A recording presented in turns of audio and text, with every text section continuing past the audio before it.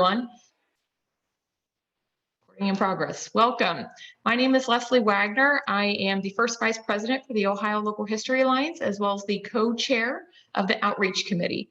The Outreach Committee is committed to bringing summer workshops to our members as well as our non-members of topics that are of interest to them. And we decided to do a virtual presentation of this particular topic of preserving your recent history.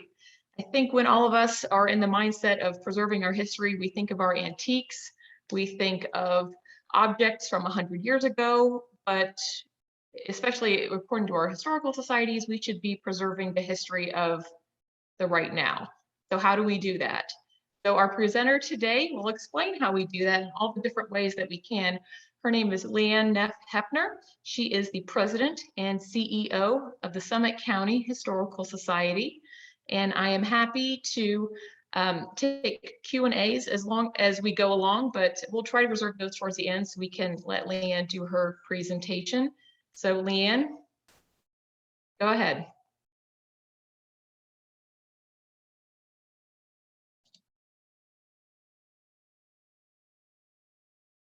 Leianne, you're muted. Well, Leslie, I think I did admit that while I am a cool person, I'm not real tech savvy. So we'll start this over again.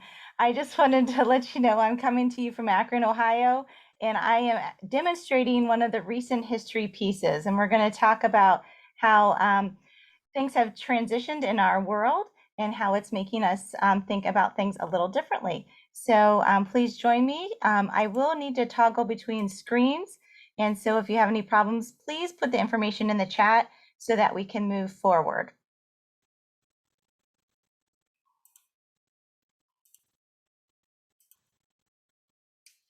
All right.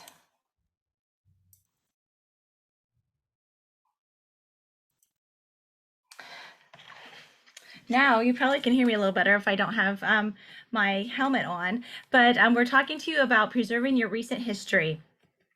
And so basically, I wore that shield to start the presentation because COVID-19 and the pandemic has transitioned historical societies to think a little bit differently about how we are looking at our collections. And like the Summit County Historical Society, I'm sure that all of you, when the pandemic hit, you actually went to your history books to look for guidance. And one of those things that we were looking for was about the pandemic of 1918. And so we were very fortunate that we had some of our directors that were researchers and writers, and they put materials together to share on Facebook. But what we really did notice is we didn't have a lot of artifacts from that time period. And so the pandemic really encouraged us to think about how we collect and what we're collecting. So if you wouldn't mind to share, I'd like some participation. And Betsy, if they are able to raise their hands, via Zoom. I've shown you the button here on this photograph, or you can show me your real hands. How many of you actually collected something due to the pandemic? I see that we're mostly just images right now, trying to save as we present. But if anybody is able to raise their hand, there we have a couple of them. There's Sheila. Thanks for raising your hand. Maybe a couple other people have collected items due to the pandemic. And so let's talk about that just a little bit as we get started. Here at the Summit County Historical Society, what we started to do was follow our local sources. You know, many of us were restricted to our homes since we were not considered essential sites, although some of us with buildings did have to come in and take care of them. But we really used our local sources, and in this case, the Akron Beacon Journal, the West Side Leader, the Devil's Strip here in town, to look and see what was happening in our community. And from those sources, we learned about people and their great work. One such group was a Bhutanese sewing group that had started, and they donated over 5,000 masks to local hospitals. And so what I did is I contacted the group and asked would they be willing to donate some of their masks for our collection.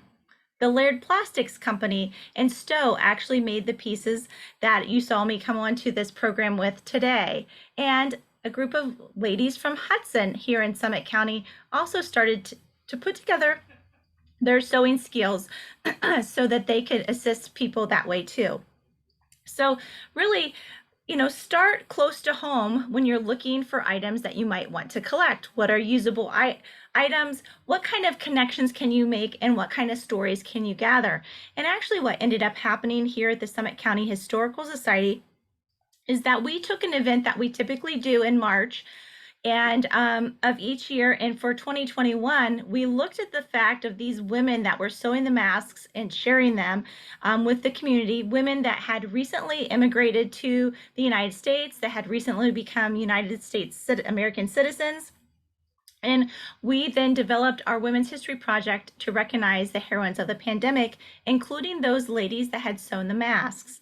And so what I want to share is sometimes you might start out with one small artifact, but it can build your collection, but it also can build your relationships, the people that become involved in your organization, and the stories that you collect for the future.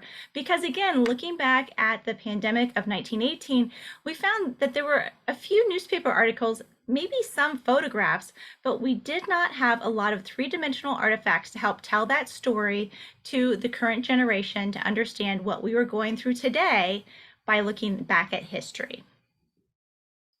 Now, other opportunities I would encourage you to delve into are digital opportunities, which is really a transition that assisted all of us during the pandemic, so that while our buildings could not be open, we creatively looked for other outlets so that we could reach our audience. And so one of the things I'm going to do now is I'm going to share my other screen. So please bear with me.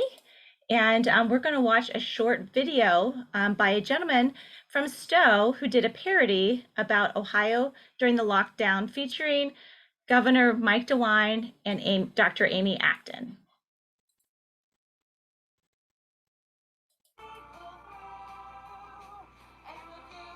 Are you all able to hear the volume? If somebody could let me know, because I'm not seeing it come through on my end. I think you may need to stop sharing the PowerPoint and then, Okay. because I'm seeing that there was an option to see a video, but we're still seeing your PowerPoint. Okay, I apologize. It did not switch me over, Betsy. Yeah. Okay. I see. We'll just try it again. Hold on just a second. I apologize for the technology challenge. We'll just switch over.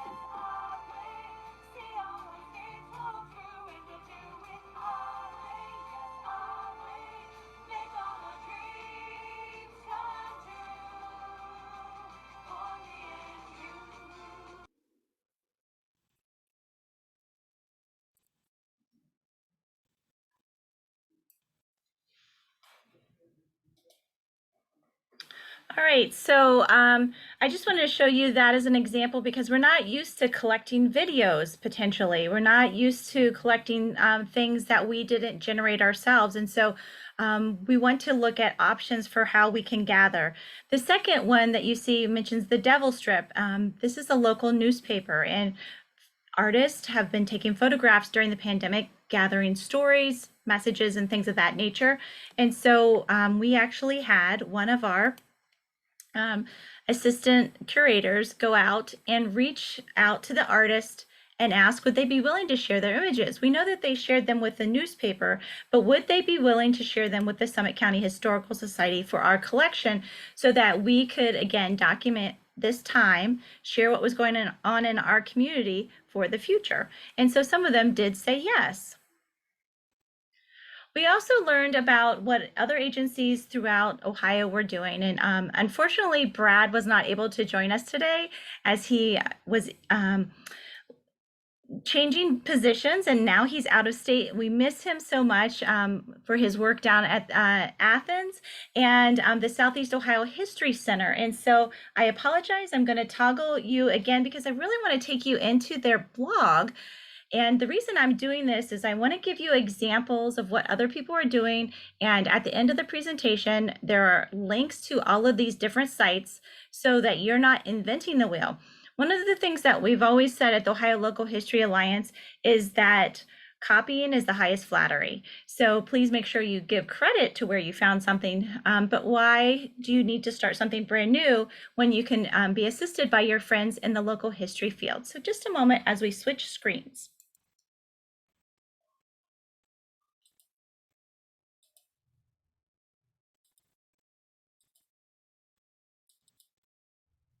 All right, so here we have the blog and their COVID-19 history project. They talked about the preservation of this information and how it's important to their region, especially in Southeast Ohio and in Appalachia.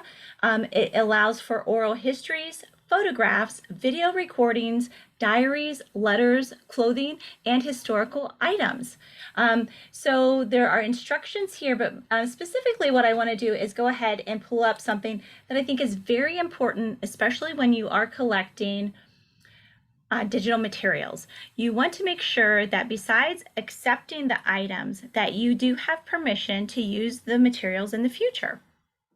And that is something that you're used to doing with three-dimensional artifacts. You're going to do a deed of agreement. You're going to send out a letter of acceptance to the donor. So we need to train ourselves to also think about how will we handle digital files. So we're going to have permission slips.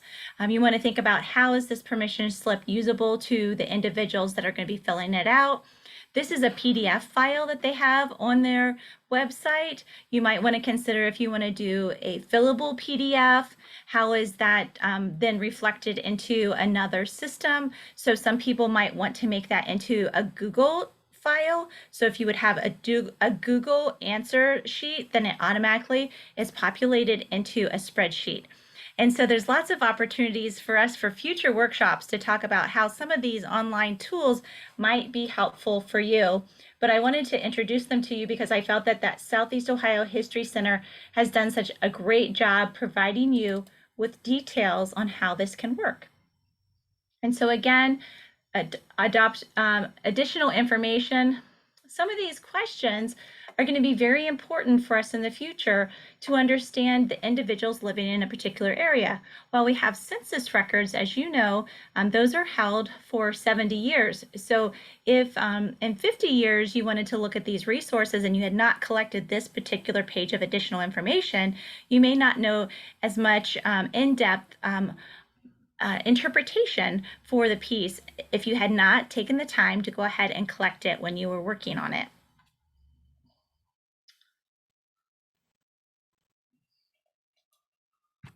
Do we have any questions as we're going, Leslie?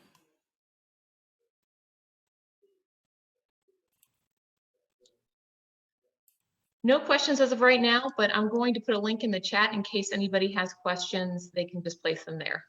Thank you so much.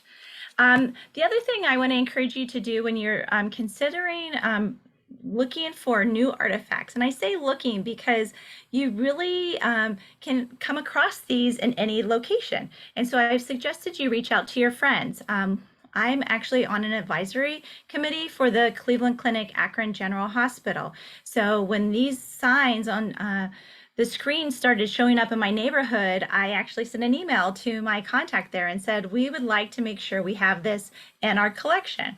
When I went to the bank, I know the branch manager, so I just stopped. I pulled one of these up, threw it in my car, and then I sent her an email.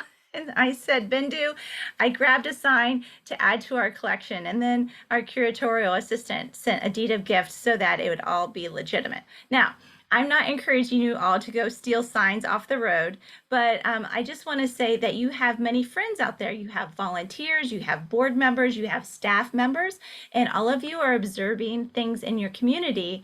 And I just encourage you to allow those friends to assist you in your collections. Another one that the Historical Society added to our collection that I apologize, I ended up forgetting to put into this presentation is one by the Dominican Sisters here in Akron that says racism is a sin, period. And so we wanted to add that sign to our collection. We did not snag it off the sidewalk. We had a volunteer that used to be a teacher at their school, Our Lady of the Elms. She reached out to them. They said for $20 she could buy a sign. She bought the sign and then donated it to the Historical Society. And then we've been able to use it as part of our educational outreach recently. We also had some friends at McDonald's. Think about some of your sponsors for your events. What are they doing to prepare their staff during the pandemic? And so one day, while I was going through the drive-through, getting a little bit of caffeine to get through the afternoon, I saw this shirt. It's the McDonald's arch as an E for essential. And the Rubber City McDonald's here in Akron is a sponsor of our annual Rubber City Road Rally. So I sent an email to my contact there and said, listen, I love that shirt. I would really like to have it for the Historical Society collection to document this pandemic. And they actually sent me a package of materials, including masks, signs, and other details relating to what they shared with their employees. So again, I know that space is limited, but you have to consider what are the items that are going to be relatable to your population and what were used in your area. Another example is just over our border with our friends in Medina. And when hand sanitizers were limited in supply, this new distillery set up actually to make vodka said, hey, we know how to do this chemistry. We can make this. And so they started producing hand sanitizer. And you can see the statistics. This is pretty recent information. I did go there. This bottle is used because my parents live in Southeast Ohio and they did not have access to hand sanitizer. My dad saw an article in the newspaper and said, hey, I know that's by you. Would you go pick some up for me? So I did, and he used it. And then I used the bottle here and added it to the Summit County Historical Society collection, because these little things, even this spray bottle of sanitizer, then help to express how our communities came together, near and far. Leianne, Yes. I think it sounds like you're referring to a PowerPoint and you're not seeing that right now. So you may need to reshare your PowerPoint. Sorry, it took me a minute to realize that. Okay. I'm so sorry, everyone, that I am not as tech savvy as I think I am. Let me try that again. I see what happened, Betsy. It was minimized. Okay.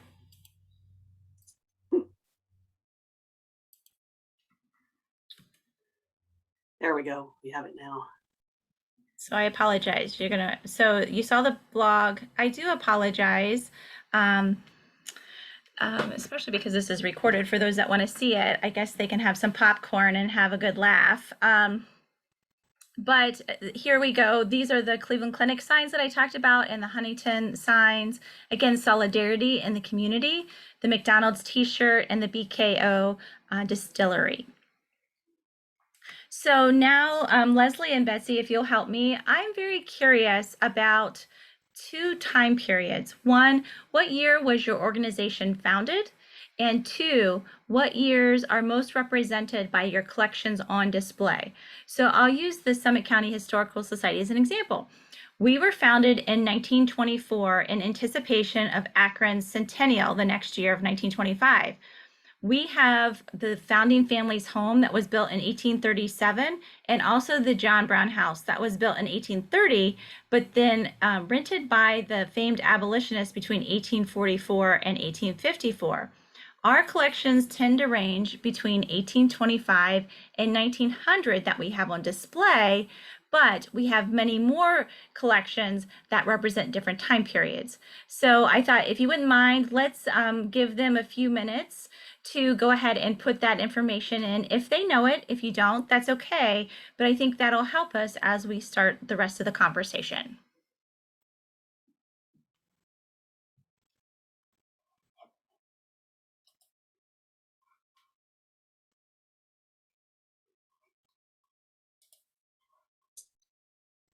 Anyone putting information in? We've got a bunch of shy people. Okay. Jackson Township, 1981.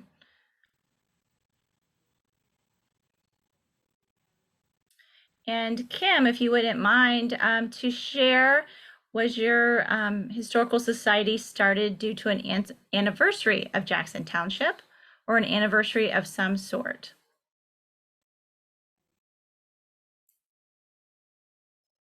Okay, Jonas shared that the Mayfield Township Historical Society was founded in 1976, and their historical collection for their house represents 1805 to 1930. And I would guess, Joan, that your historical society was probably founded in patriotic fashion during the centennial for our nation. That is correct. Sheila shares that the Dover Historical Society was founded in 1958 and that they acquired the Reeves home in 1976, which I know is a Victorian home, but they do have a number of changing exhibits in their carriage house for different time periods. Okay. And I see Kim, yes, missing anniversaries. We're going to talk about that in just a few moments. Anyone else want to share? Well, I appreciate you adding this information because I do think it's important for those of us when we look at our mission, what does our mission share that we should be collecting? So number one, you need to make sure that you're following your mission. But number two, you need to look and see how do organizations change over time. So something that might be specific for a time period that is for an old school, as I had seen in one of the answers, may not want to grow past that time period because they have a specific time that they are interpreting.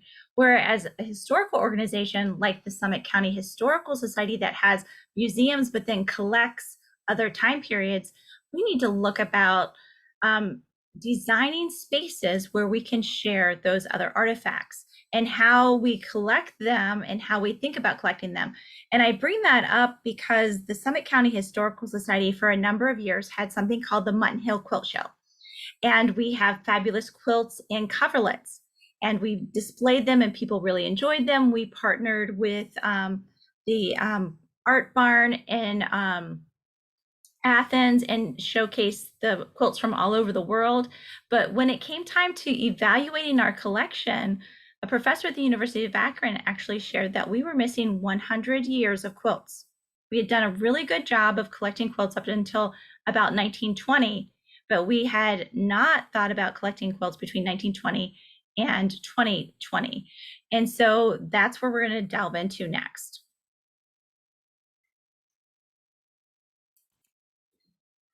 So how recent is the past? Some of us think that going to the 1940s is a lot past the time period of our historic homes, but as a historic society, would you be required to share this information and collect it?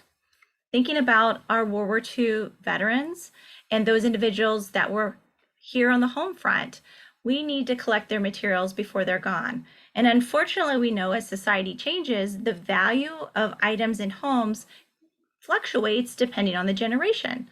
So while the baby boomers may feel that my materials aren't very important, their children may also worry that they don't have room for them and those items could be lost. So now is the time to make sure you're paying attention to those individuals from the 1940s. When we look at the 1950s, I'm sure many of you remember Kilroy was here in the 1950s home that was at the Ohio History Center. And so how many of us would be able to put on this type of exhibit with the materials that we have? Now, first, is it relevant to our collection? And if it is, are we doing a good job preparing for it to tell future stories? And let's not forget about the 1960s and mid-modern. We have Warren County Historical Society does a great job on their website featuring new exhibits and new artifacts. And so I wanted to call them out as part of this presentation to share that even if you didn't have an exhibit space, you could come up with something creative for how you could share these artifacts on your website with others to gather their stories, maybe to gather more collections, photographs, and things for future exhibits.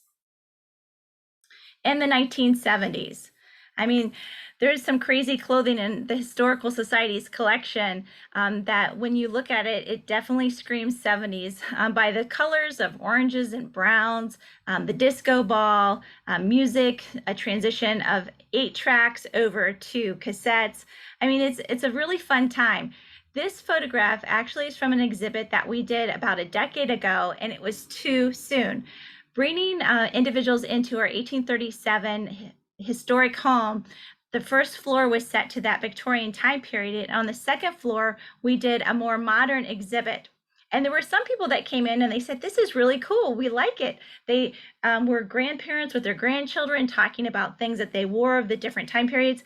And then other people came in and they just said, this is not right. I don't like it, especially when they saw this poster. Now, unfortunately, we don't have the bathing suit that's featured here, but many of you are probably familiar with this poster of Farrah Fawcett that actually was printed in Medina, which is a neighboring county.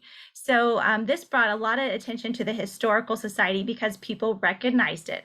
And talking about recognizing things, those are artifacts that are more recent, are items that most all of your visitors that are coming into your site can remember, those baby boomers all the way to the millennials.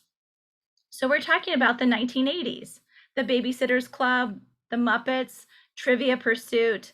Now, you might have something that's specific to your agency. I'm not sure if you can see it from the photograph, but there's a triangle box, and that's actually a special trivia game made specifically for Akron. So while you might not want to leave space in your tight quarters for modern items that most were mass produced, you might want to specifically look for something that aligns to your area. And why not spin it off into using it into a special program? I see that a lot of historical societies and museums are having trivia nights. Why not do a trivia night with something specifically from your area? The 90s, I just threw this in here. I started the Historical Society in 1999. I was really struggling to see what kind of photographs and artifacts did we have from the 90s that I could put into this PowerPoint. So that stands out to me that while I was even here, I was focusing more on our items over 100 years old than on the items that we needed to collect for what was happening in today's society. And as we know, that's over 20 years ago now. And as those fluctuations in generations occur, people are not holding on to items as long as they used to in the past. Maybe it's as people are moving or the landscape is changing with housing.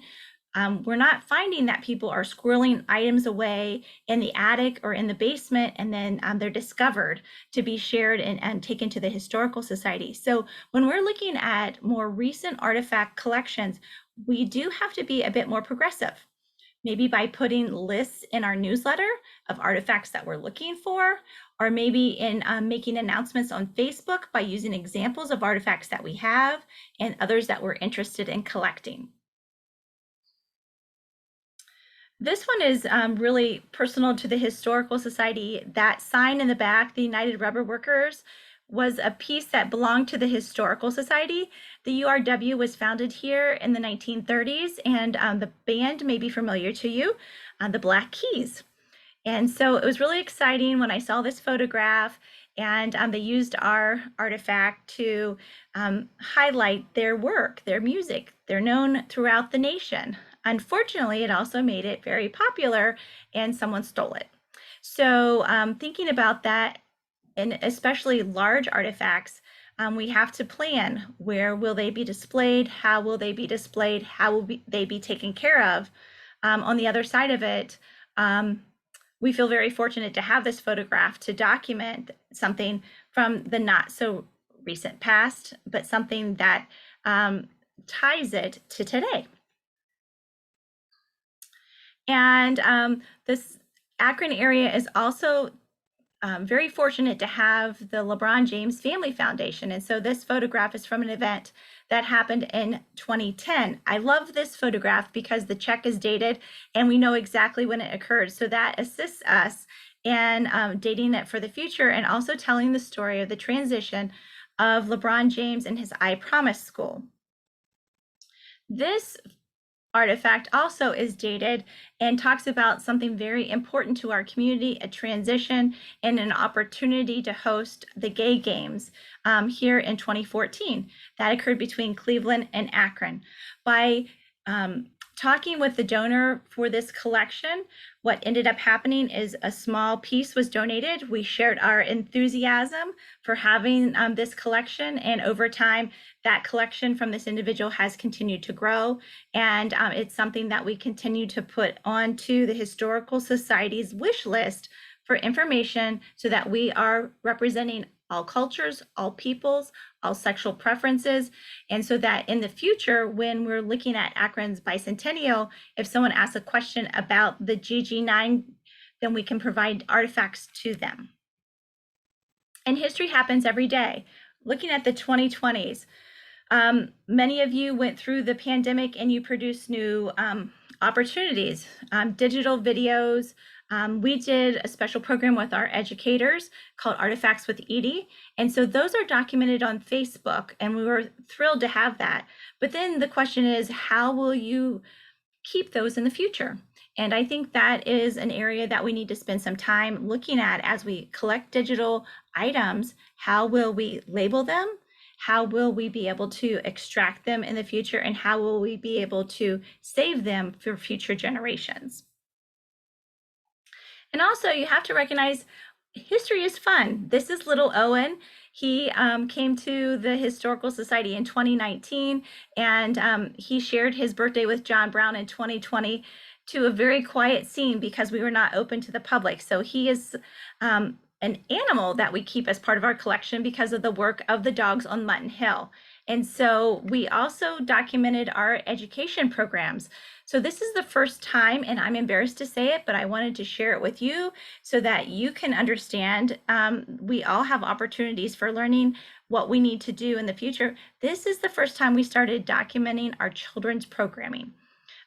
We want to be respectful of the fact that children's faces may not be on our website. So before any photograph can be taken, you need to ask permission.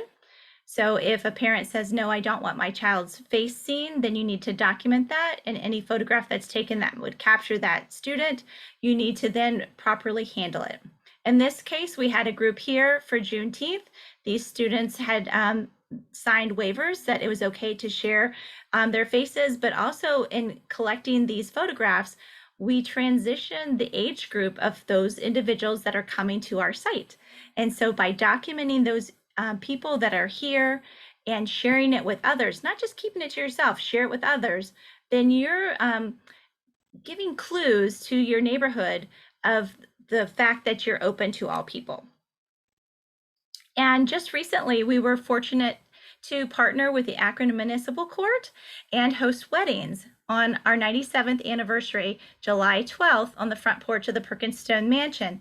This couple had been dating for 14 years, and as many of you know, there is a lot of turmoil in Myanmar, and she was able to get out of that nation and come to the United States and meet up with her boyfriend, whom she had been separated from all this time. And they were the first couple to get married on our front porch. So these are the photographs that we want to make sure that we're capturing and sharing with the public to tell the story of the transition over time. Now, as we discussed earlier, in the dates that our organizations were established, anniversaries are very important. And so we're just going to look at the photographs here. And at the end of the presentation, you have an opportunity if you would like to see these video segments. I shared with you that the Historical Society was founded in 1924 for Akron's centennial, and you can see the book reproduced there, A Centennial History of Akron. The University of Akron celebrated its 150th anniversary, and so they've put together a series of videos that they've then provided online to allow individuals to participate with them during the pandemic. And just recently, the Delaware County Historical Society has celebrated the 75th anniversary of the Little Brown Jug Oral History Project. And this is actually a horse race. So again, the transitions of time, what types of items are you collecting? Because you need to look at what is important to your community. I encourage you to watch this video. It was filmed by volunteers and organized into their oral history project that's available on their website. So if you're like the Summit County Historical Society, you may have collections, and that's going to be our next step. How do you take those digital pieces and then put them onto your website so they're available for more people? I would say, again, that's about making those friends, finding out individuals that are interested in these projects, ask them how they might be able to assist you so that you can reach more people. So as we're looking at these different locations and anniversaries, I put another example in here for the Akron-Canton Airport. They celebrated their 75th anniversary, and I thought it was really cool when I went to visit them. They had a goodie bag, and they gave out socks celebrating their 75th anniversary. But while I was there, I also documented some of the art that was in the facility, and I showed how it connected to what's happening to other businesses and nonprofits in our area. So when you look at the top left photograph, you see they're suggesting social distancing at the rate of the width of a soapbox derby car. So here in Akron, every July, we have the All-American Soapbox Derby. So they've connected that historic moment to their visitors when they come into the airport. And then on the bottom left, you see what looks like a little leaf, and it's Sojourner Truth's Ain't I a Woman speech. And so the fact is that Sojourner Truth was traveling to sell her book, a narrative of Sojourner Truth, and she did give a speech that you know as Ain't I a Woman, even though those words were not spoken by her. That speech occurred in Akron in 1851. So our businesses, our connections to them, maybe you don't have socks that celebrate the 75th anniversary, but maybe you can celebrate how that business is connecting to your culture and reach out to them. Collect things that represent them. So as you see in this photograph, on your left is a booklet from the Pfluger Company. They made fishing lures and tackle.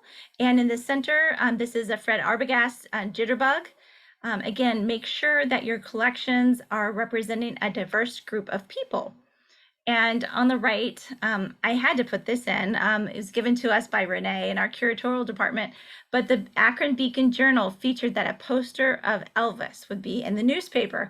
And so that was a way to document a time period in our collection. We also have different materials that you might take for granted. So on the left, you see a bag from a jewelry store, an advertisement from a Woolworths, and then on the right, a photograph in your local hardware. Unfortunately, this hardware, after 90 plus years, closed this year. And so we did go in and we documented the building. What did it look like? And what were the people, why did they come there? Were they actually looking for something specific, or did they enjoy having conversations? And so I encourage you to think about your local businesses. Maybe it's time to make a list of the businesses that have been in your community for a long time, especially during the pandemic. Many of them are suffering. And so you would hate to miss the opportunity to document those families, those businesses that have made a difference in your community. And if you're curious why I took this photograph, I ended up buying the chandelier to put in my house.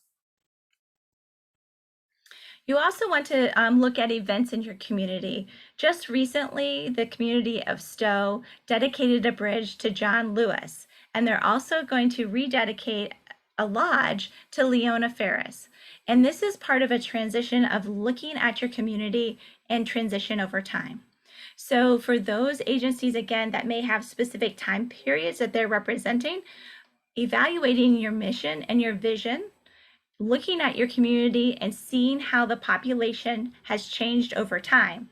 Are you collecting to represent all the populations in your community? So that 10, 20, 50 years from now, if someone would ask to look at artifacts from 2021, would it represent all the different types of people in your community?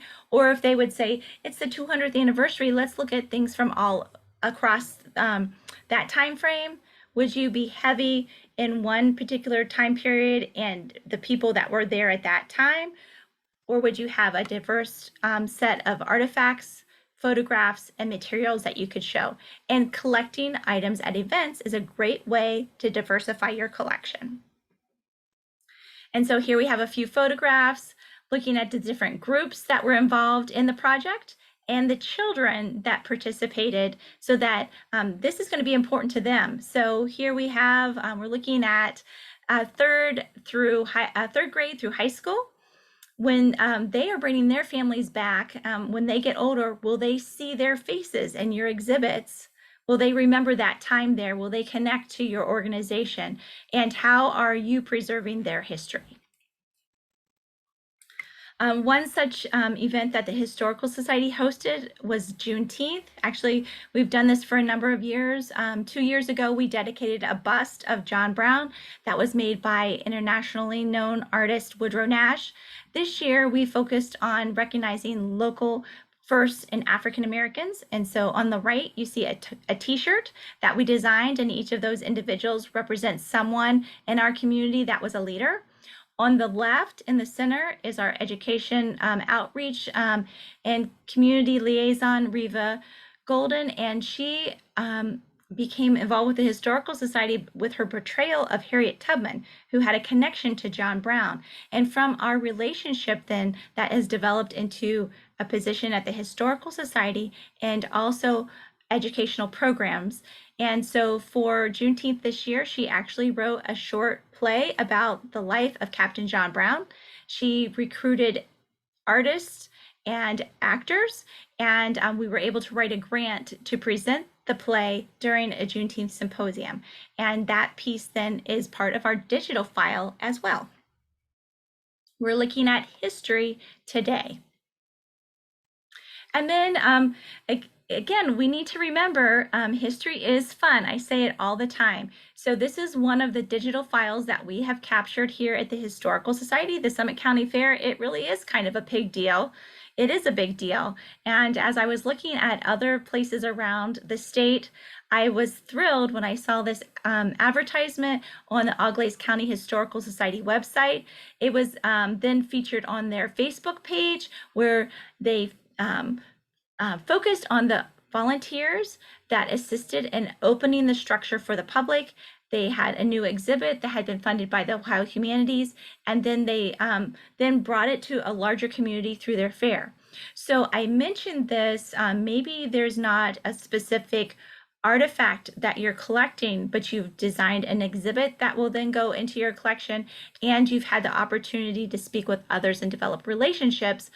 How can events help your agency for the future in your collections of more recent artifacts? And then you need to look at the people in your community. How are they impacting the artifacts that you're collecting? Again, I shared with you the Historical Society in the past had tended to focus on artifacts that related to that early settlers and pioneer time in Akron, when in actuality, our history is occurring right now and our community is transitioning.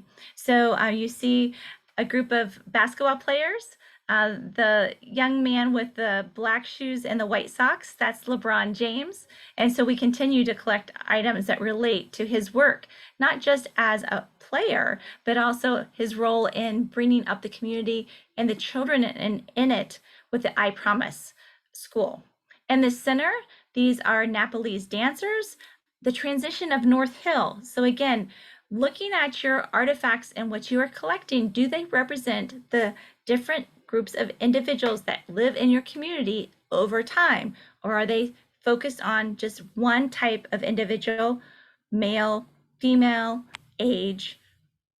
You need to look at those things and make sure that you're collecting. So from the Historical Society standpoint, we are, besides talking with the Bhutanese family members that were part of the sewing project for the masks, we're looking for opportunities to gather and document the clothing that they wear, the jewelry, and the different artifacts. And that's a lot harder when you think about the fact that many of these individuals have immigrated here, so the artifacts that they have are less and more precious to them. So that's where, again, the Historical Society needs to be creative, or a museum. And that's where we have digital imagery that might fit that space where we'd like to have artifacts, but in developing the relationships, then in the future, maybe those artifacts will come to your agency. And again, I've highlighted another famous individual here, Chrissy Hine, and this t-shirt, which we have in our collection, Enjoy Akron, made by a local business, the Rubber City Clothing Company. Now, I did feature LeBron James there because one of our newest artifacts is the Wheaties box. If you haven't seen it, he is featured on this box that is actually nationwide. So again, some of you will say, listen, I have no interest in collecting a Wheaties box because they've been mass produced, but because the individual on the Wheaties box is connected to Akron and Summit County, then we were interested in collecting it. Now, the item that you see beside it on each side represents Sprite and a special drink that was produced. The can is something I don't have in my collection, and I wanted to use it as an example of how hard it is to collect recent artifacts. I was very fortunate that when LeBron James decided to come home to Akron and play for the Cleveland Cavaliers, that one of our board members had designed the show and was able to provide tickets to some of us to see the show. And they gave people this Sprite drink at the event. So I kept mine and I put it on the desk of a staff member so that she could accession it into the collection. An individual that worked for us with facilities thought he would be helpful, and he took the can and recycled it. So you can imagine my frustration when I came in the next day and the can was missing. And I asked around and he said, oh, well, I was just trying to clean up the office.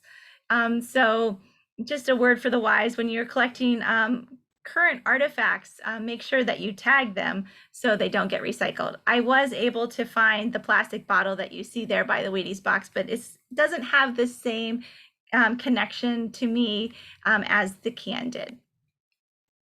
And as we get ready to close up our discussion today, I wanted to make sure that you're reaching out to your schools. How are your schools dealing with the pandemic? I shared with you earlier that the Summit County Historical Society hosted online options with Artifacts with Edie, and that led us to have an opportunity for them to put together a time capsule on the pandemic perspectives. And so I don't know if you can see my t-shirt in the video, but I'm wearing a copy of this shirt and we have a shirt in the collection. And what was wonderful is for the summer, the teachers really enjoyed this aspect of looking at the pandemic, looking at the lives of the children, that they said, can we come to the Historical Society to make this comparison? And I was ecstatic because the Historical Society had exhumed their 1950 time capsule in 2000 for Akron's Cineseptiquanery, which was our 175th anniversary. So I pulled out the capsule. I had copies of some of the materials that had been in the capsule so that the students could study them. And then we allowed them to go around our grounds and to document for their capsule things that were important to them historically. And so it gave the students an opportunity to explore and to compare their lives of today with the past.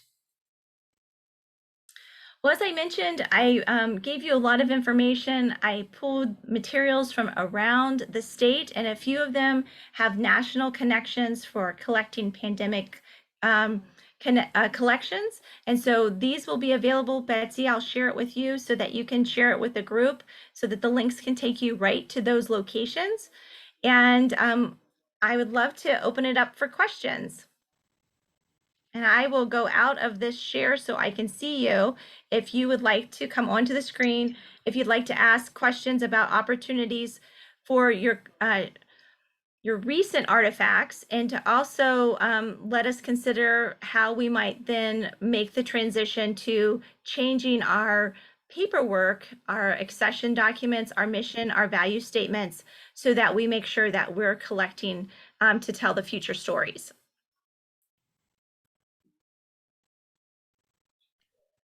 Hey, Leianne, thank you so much. This was an excellent presentation with some excellent ideas. I think it's kind of a mental hurdle for all of us to get beyond the fact that we should only be saving things from the far past and not our recent history or our recent past. So it sounds like Summit County's got its act together, and definitely a source of inspiration for the rest of us. So again, if you have any questions, please enter them into the chat. If you're Zoom shy, if you're not, you are welcome to unmute yourself. But just give me a second to plug this.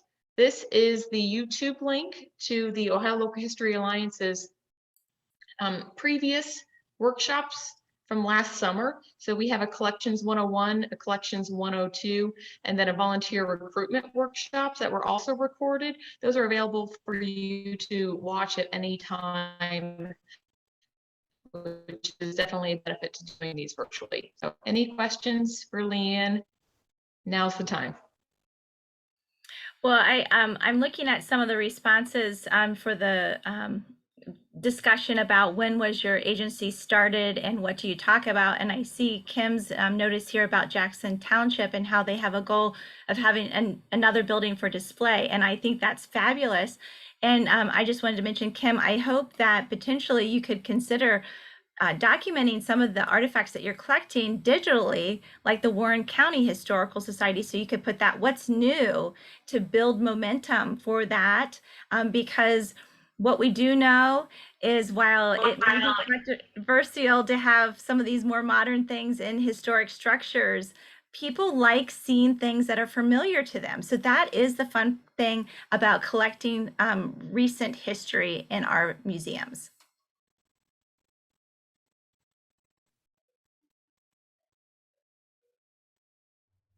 Well, I know it's a lot of information that if you want to send me a note at the Summit County Historical Society, I'm happy to share with you.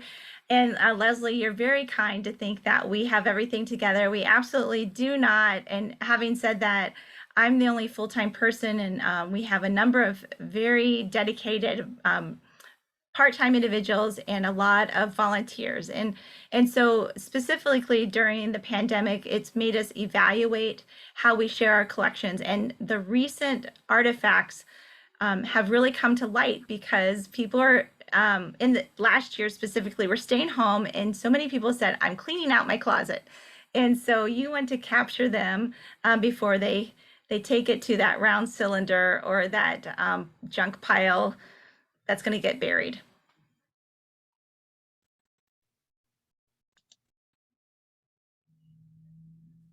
I don't see any questions. I think that means you explained everything perfectly. Well, I hope it gives you some ideas of ways that you can consider how to collect artifacts. Obviously, there's more that we could go into, but I just am grateful for the opportunity to come to you today. I'm sorry that my video clips did not work out as anticipated. That's one thing that I know I need to do, is to educate myself better on Zoom.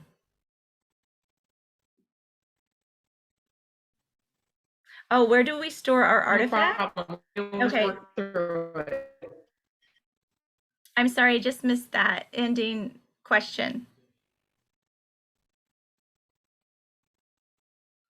Oh, I think you're frozen, Leslie. So I do see that Kim is asking, where do we store our artifacts? Actually, I'm thrilled to share with you that the Historical Society has a special opportunity. It's a 20-year long-term minimal lease. When I say minimal, it's minimal dollars and maximum opportunity. And we were able to place new metal shelves in the space, set up Past Perfect, and have Wi-Fi connection thanks to an Ohio History Fund grant in 2012 and 2013 to complete. So please consider looking at opportunities that are listed on the Ohio Local History Alliance website. The upcoming grant application for the Ohio History Fund is coming up pretty soon. There's a question about preserving the modern artifacts. So good question, Chris. One of the links that I listed for you is a bit outdated, and I say outdated, it's a couple years old, because I feel that in today's society, anything that's 6 months old really is kind of outdated. But the Library of Congress has a variety of collections, and there's a preservation PDF that's part of that part of the resource list. And so we are working on that issue. I know that some of our other friends could share some Modern challenges. I'll just mention that I have a friend that worked at the Rock Hall when Lady Gaga gave her meat suit. And so they had to come up with a specific way to preserve that. And it turned out that they kind of made it into jerky so that they could save it. And plastics are going to be a question as we go into the future. And I would say that we need to be mindful of the fact that our collections are off-gassing and how we're storing them, but we can't allow ourselves to not collect because of the knowledge that we don't have at this moment. So I encourage you to look at options for collecting. So as an example, I prefer the can of Sprite to the plastic bottle for the specific reason that you've asked that question.